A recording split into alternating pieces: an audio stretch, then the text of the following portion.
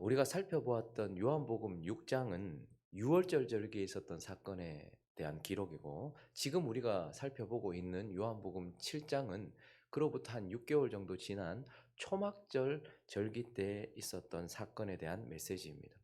우리는 7장을 시작하면서 먼저 눈을 들어서 예수님의 행동, 그분의 태도, 그분의 모습을 주목해서 살펴보았고, 그래서 우리는 예수님의 모습을 통해서 주시는 교훈을 살펴보았죠.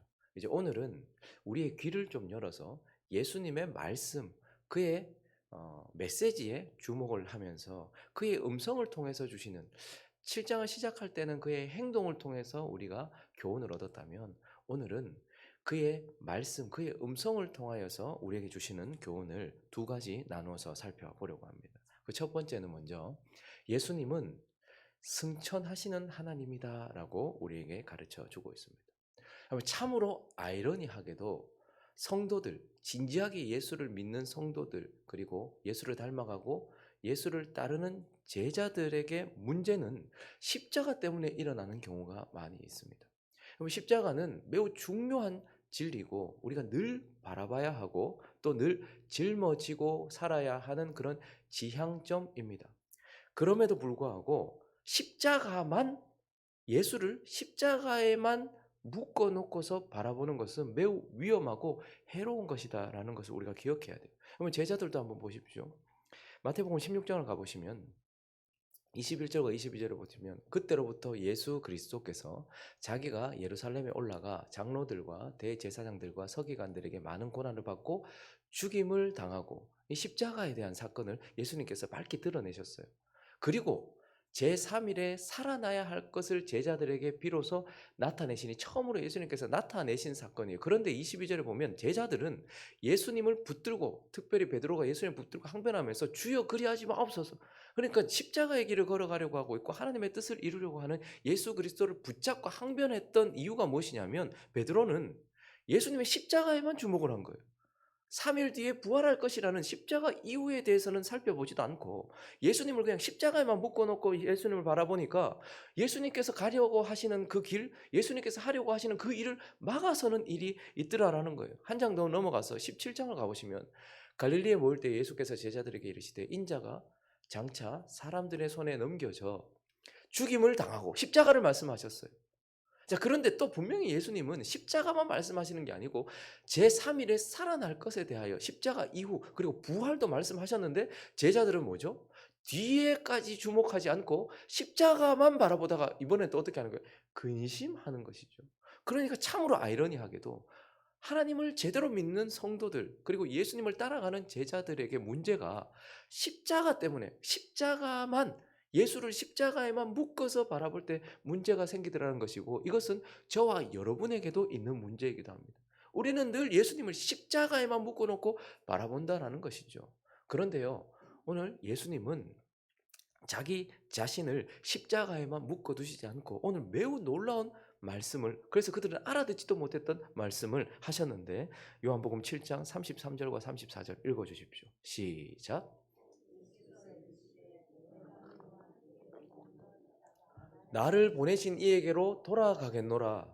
너희가 나를 찾아도 만나지 못할 터이요 나 있는 곳에 오지도 못하리라 하시니. 이걸 듣고 사람들은 뭐 이제 이방 땅으로 가려고 하나? 헬라인들을 가리키려고 이제 이방 땅으로 가려고 하나? 이 무슨 말이지? 전혀 알아듣지 못했어요. 그런데 이 말이 뭡니까? 예수 그리스도께서 나를 보내신 이에게로 돌아간다. 너희가 나를 찾아도 찾지 못할 것이고 나 있는 곳에 오지도 못할 것이다. 무슨 말씀을 하시는 거예요? 그분이 승천하실 것이다 라고 스스로 말씀을 하고 계신 것이고, 그분이 그렇게 선포하신 대로 예수 그리스도는 어떻게 되셨습니까? 사도행전 1장으로 가볼까요? 9절에 보니까요, 이 말씀을 마치고 그들이 보는데 어떻게 되셨다고요? 올려져 가시니 구름이 그를 가려 보이지 않게 하더라. 11절도 보니까요, 이르되 갈릴리 사람들은 어찌하여 서서 하늘을 쳐다보느냐, 너희 가운데서 하늘로 어떻게 해요? 올려지시니. 예수님께서 스스로 올라가셨다라고 표현하지 않고요, 하나님께서 그를 끌어올리셨다라고 신적 수동태를 쓰고 있어요. 그러니까 예수 그리스도는 아버지가 보내셔서 이 땅에 신적 수동태로 오셨어요. 그리고요, 아버지께서 그를 끌어올리셔서 승천하셨다 이렇게 말씀하시면서, 예수 그리스도는 승천하시는 하나님이다. 이렇게 우리에게 가르쳐주고 있고, 그분의 승천이 무엇을 의미합니까? 예수가 승천하셨다는 것은 그분이 승리자가 되셨다라는 것을 증거하는 거예요. 어제 동계올림픽이 이제 막을 내렸는데요. 여러분, 그 동계올림픽을 하는 시상식 있잖아요, 늘. 선수들이 승리를 한 순간은, 이미 승리를 한 순간은 경기가 끝난 그 직후예요. 그죠? 그렇지만 그 승리가 증거되는 순간이 언제입니까? 시상식이에요. 김길리 선수가 이미 경기를 끝나고 나서 금메달을 땄단 말이에요. 그런데 그것을 언제 증명합니까? 그 이후에 시상식에서 증명을 해요. 그래서 거기서 제일 높은 자리에 뭐가 있습니까? 태극기가 있어요. 그리고 그것이 어떻게 되죠? 들려 올라가요. 쫙 들려 올라갑니다. 그러면 와, 대한민국이 이겼다, 이렇게 말을 하는 것이죠. 그러니까 예수 그리스도가 승천하셨다는 것은 그분이 승리자가 되셨다는 거예요. 이미 부활하셨을 때 승리하셨지만 경기가 끝났단 말이에요. 그렇지만 뭐예요? 언제? 승천하심으로써 그분이 높이 하나님께 들려 올려지실 때에 그분이 완전한 승리자가 되셨다라는 거예요. 그래서 골로새서 2장 15절을 보시면 통치자들과 권세들을 무력화하여 드러내어 구경거리로 삼으시고 십자가로 그들을 어떻게 하셨다? 이기셨다. 여러분, 그러니까 그분이 부활하셨을 때 이미 승리가 이루어졌지만 승천하실 때의 시상식처럼 그분이 들려 올라가심으로써 승리하셨다는 거예요. 첫사람 아담과 우리 모두는 다 사단에게 졌어요. 그리고 첫사람 아담과 저와 우리 모두는 다 죄에게 졌단 말이에요. 그래서 우리는 죄를 짓고 살았어요. 그리고 우리 모두는 다 사망에게 묶임 바 되어서 사망에게 졌단 말이에요. 그런데 예수 그리스도는 어떻게 되셨습니까? 죽기까지 복종하심으로써 사단에게 승리하셨고요. 죄를 짓지 않으심으로 죄에 승리하셨어요. 그리고요, 사망의 그를 묶어두지 못했어요. 십자가에서 어떻게 해요? 다시 부활하심으로써 죽음을 이기셨단 말이죠. 그리고 그것이 언제요? 그분이 쫙 높이 들려 올라가실 때 승리자다, 죽음을 이긴 승리자요, 죄를 이긴 승리자다라는 것을 드러내는 것이 예수 그리스도의 승천이다라고 말씀하고 있는 거예요. 그리고요, 예수 그리스도의 승천은 또한 그분이 승리자라는 것을 증거하기도 하지만 그분이 왕이시고 지금 통치하고 계시는 그러한 통치자다라는 것을 증거하기도 한다라는 거예요. 히브리서 1장 가볼까요? 3절에 보시면 이는 하나님의 영광의 광채시요, 예수 그리스도를 말하는 겁니다. 그 본체의 형상이시라. 그의 능력의 말씀으로 만물을 붙드시며 죄를 정결하게 하는 일을 하시고, 자, 그분이 창조자시다 이렇게 말씀해요. 그리고요, 죄를 정결하게 하시는, 십자가에서 죽으셨다. 그분의 십자가로 우리 죄를 정결하게 하셨다. 그리고 뭐라고 말합니까? 높은 곳에 계신 지극히 크신 이의 우편에 어떻게 하셨다? 앉으셨다. 승천하셨다는 것은 이제 그분이 앉으셨다는 것은 로마의 황제가 보좌에 앉았다는 것은 지금 통치한다는 것을 의미하거든요. 왕이다, 최고 권력자다라는 걸 의미한단 말이에요. 그런데 예수 그리스도께서 높이 들려서 하나님 보좌 우편에 앉으셨다는 것은 그분이 뭐다? 모든 것의 왕이시다라는 것을 말씀하고 있고요. 빌립보서 2장으로도 가보시면요, 9절부터 11절 가시면 이러므로 하나님이 그를 지극히 높여 모든 이름 위에 뛰어난 이름을 주사 하늘에 있는 자들과 땅에 있는 자들과 땅 안에 있는 자들로 모든 무릎을 예수의 이름에 꿇게 하시고 모든 입으로 예수 그리스도를 주라 시인하여 하나님 아버지께 영광을 돌리게. 뭐예요? 모든 이름 위에 뛰어난 이름, 모든 것들이 무릎을 꿇어야 되는 왕이시다, 이렇게 우리에게 선포하고 있고요. 베드로전서 3장 22절에 보시면 그는 하늘에 오르사 하나님 우편에 계시니 천사들과 권세들과 능력들이 다 그들에게 뭐한다? 그에게 복종하는. 지금 뭐 하신다는 거예요? 우리가 볼 때는 이 세상이 그냥 돌아가는 것 같고 미국이, 러시아가, 뭐 중국이 뭐 일어나는 것 같고, 그래서 그것에 의하여서 뭔가가 돌아가는 것 같고 무슨 경제도 이렇게 저렇게 돌아가는 것 같지만 지금 실상은 누가 다스리신다는 거예요? 하나님이, 하나님의 아들 예수 그리스도께서 하나님의 뜻대로 지금 다스리고 계시다. 그분이 승천하셨다라는 것은 그분이 왕이시고 통치하고 계신다라는 것을 증명하는 것이고, 무엇보다도 그분이 승천하셨다는 것은 저와 여러분이 그분의 백성이 되었다. 하나님께서 선택하신 저와 여러분이 그분에게 백성이, 그분의 나라의 백성이 되었다라는 것을 의미하는 거예요. 그래서 에베소서 4장 6절을 보시면 그러므로 이르기를 그가 위로 올라가실 때, 자, 승천하실 때에 사로잡혔던 자들을 사로잡으시고, 저와 여러분은 사단에게 사로잡혀 있었고요, 죄에게 사로잡혀 있었고 사망 권세에 사로잡혀 있었어요. 그런데 그분이 그 모든 것들을 이기시고 승천하여 올라가실 때에 사로잡혔던 우리를 그분이 사로잡으셔서 사람들에게 선물을 주셨다. 우리가 하나님의 백성이 되었다라고 말하는 거예요. 여러분 김길리 선수가 이겼거든요. 그런데요, 김길리 선수의 사진이 올라갑니까? 대한민국 국기가 올라갑니까? 대한민국 국기가 올라가요. 그리고 앵커들이 뭐라고 얘기합니까? 김길리 선수가 금메달을 땄습니다라고 말하니까 대한민국 금메달 이렇게 왜 말합니까? 대한민국 금메달이에요. 예수 그리스도께서 승천하시고 승리자가 되심으로 그분이 우리를 사로잡으심으로 인하여서 그분의 승리가 우리 모든 백성들에게 다 전가되어서 우리도 승리자가 되었고 우리도 이제 빛의 자녀가 되었고 우리도 하나님의 자녀가 되었다. 믿는 자들에게는 하나님의 자녀가 되는 권세와 하나님 나라 백성이 되는 권세를 주셔서 그분이 승천하셨다는 것은 우리도 그와 같이 승리한 그분의 나라의 백성이 되었다라는 것을 증거하면서 예수 그리스도는 이렇게 승천하시는 하나님이시다라고 우리에게 가르쳐 주고 있는 것입니다. 이 감동이 돼야 되는데 막 김길리가 금메달 땄을 때는 막 이렇게 했을 텐데 예수 그리스도께서 지금 금메달 따셨을 때 막 그런가 보다 막 이러면 안 되는데 제가 설교를 이렇게밖에 못하니까 진짜 너무. 두 번째, 예수님은 성령 주시는 하나님이다. 우리에게 말씀하십니다.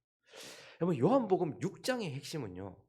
예수가 우리에게 생명을 주는 떡이다라는 거예요. 예수가 생명을 주는 떡이라는 거예요. 그런데 요한복음 7장의 핵심은 무엇이냐면 예수가 우리에게 생수 주는 반석이다라는 것이거든요. 여러분 지금 이 요한복음 7장의 배경이 되는 초막절은 이게 한 주간 내내 이어지는 거예요. 그런데 그 주간 내내 뭘 하냐면 제사장들이 실로암 못에 가서 물을 떠와요. 금잔에다가 물을 떠와서 제단에다가 일주일 내내 물을 부어요. 그래서 성전에서 물이 흘러가도록 이렇게 한단 말이에요.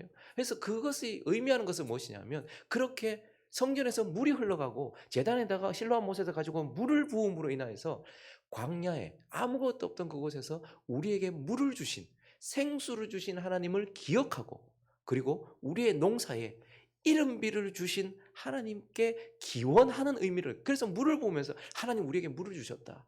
그리고 하나님 우리에게 이른비를 주실 것이다 라는 것을 기억하고 그렇게 기원하는 의미가 있었단 말이에요. 그렇게 한 주 내내 물을 붓다가 마지막 날 명절 끝날에 이제 그 물이 마를 때쯤에 예수님께서 선포하신 것이 이것입니다. 요한복음 7장 37절부터 명절 끝날 곧 큰 날에 예수께서 서서 외쳐요.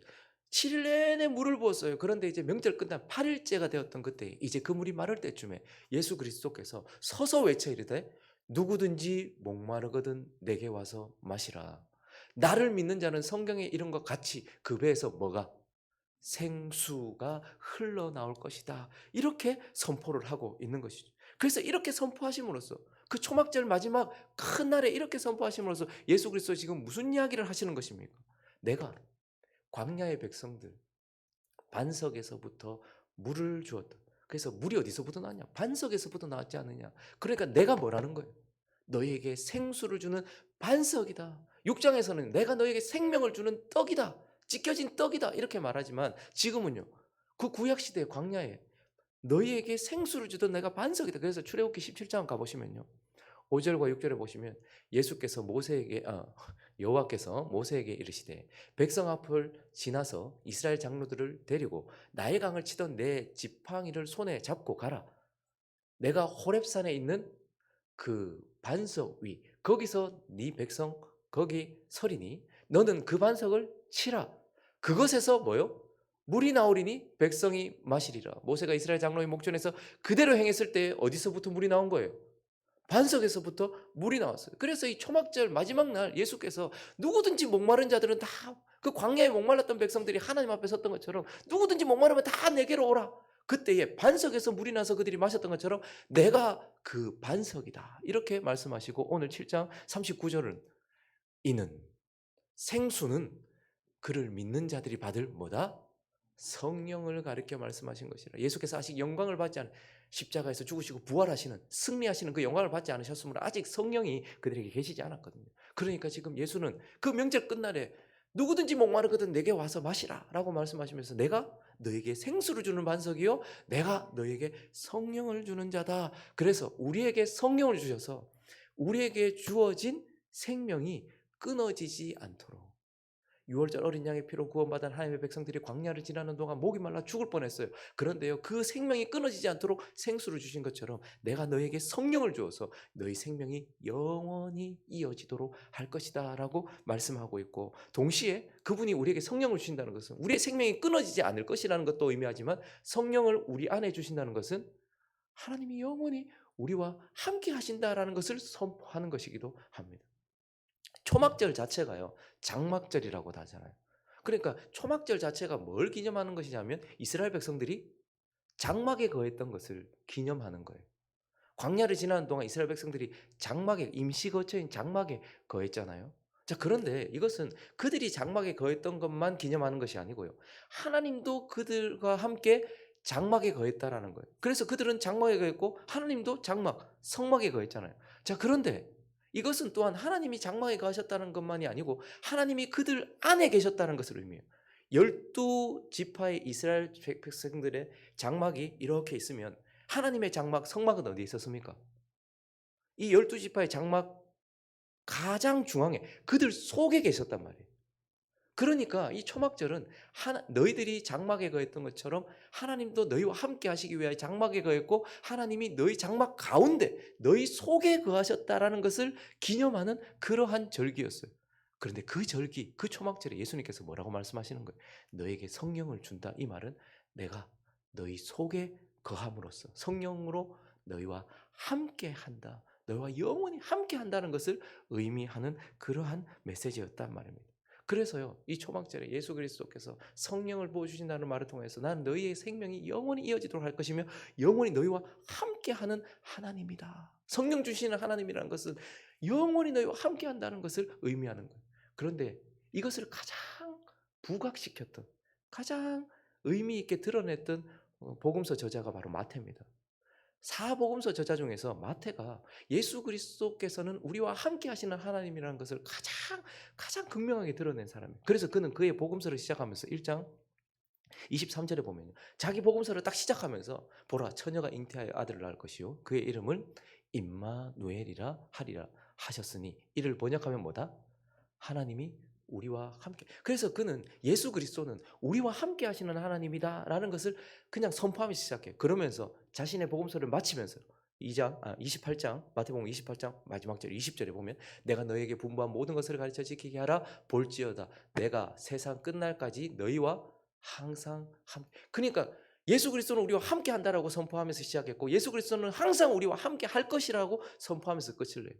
마태는 예수 그리스도는 우리와 함께 하시는 하나님이라는 것을 가장 부각시켰던 사람 말이죠. 그런데 어떻게 예수 그리스도 우리와 함께 하셨습니까? 몸을 입고 이 땅에 오셔서 우리와 함께 하셨고요, 우리 속에 성령을 보내셔서 이제 영원히 우리와 함께 하신다라고 말씀하면서 예수 그리스도는 우리의 생명이 끊어지지 않도록, 그리고 영원히 우리와 함께 하시기 위하여 우리에게 성령을 주시는 하나님이다, 이렇게 말씀하고 있는 것입니다. 말씀을 정리하겠습니다.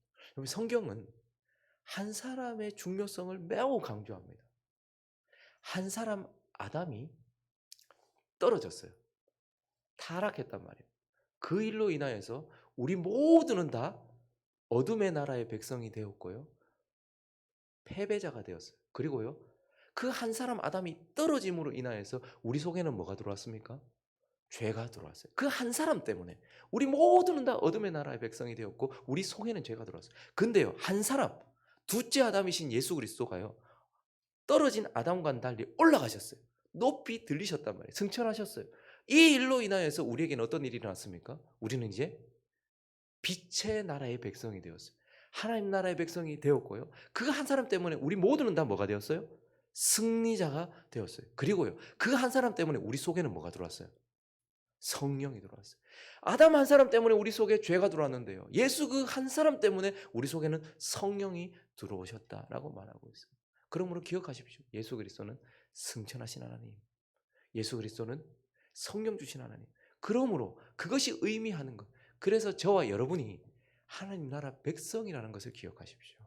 승리자라는 것을 내가 잘해서 승리한 것이 아니고, 내가 잘해서 태극기가 올라간 게 아니고 김길리가 잘해서 태극기가 올라간 거예요. 마찬가지로 예수 그리스도 때문에 저와 여러분이 승리한 백성이 되었다. 여러분, 미국 사람들이 어디 가서 주눅 드는 거 보셨습니까? 로마 백성들이 어디 가서 주눅 드는 거 보셨습니까? 하나님 나라 백성은 어디 가서도 주눅들지 않을 하나님의 승리한 백성이라는 것을 기억하면서 저와 여러분이 그런 하나님 나라 백성이라는 것을 기억하면서 그분의 통치를 받으며 살아가는 그러한 하나님 나라 백성으로 살아가시는 저와 여러분 되시기를 예수 그리스도의 이름으로 축원합니다. 그리고요. 하나님은 너무 멀리 계셔서 보이지 않고 느껴지지 않는 게 아니에요. 너무 가까이 있어서 느껴지지 않는 거예요. 하나님이 멀리 계시거나 그래서 우리에게 느껴지지 않는 거예요. 우리 속에 계시니까, 우리와 함께 계시니까, 우리와 연합해 계시니까 우리는 느끼지 못하는 거란 말입니다.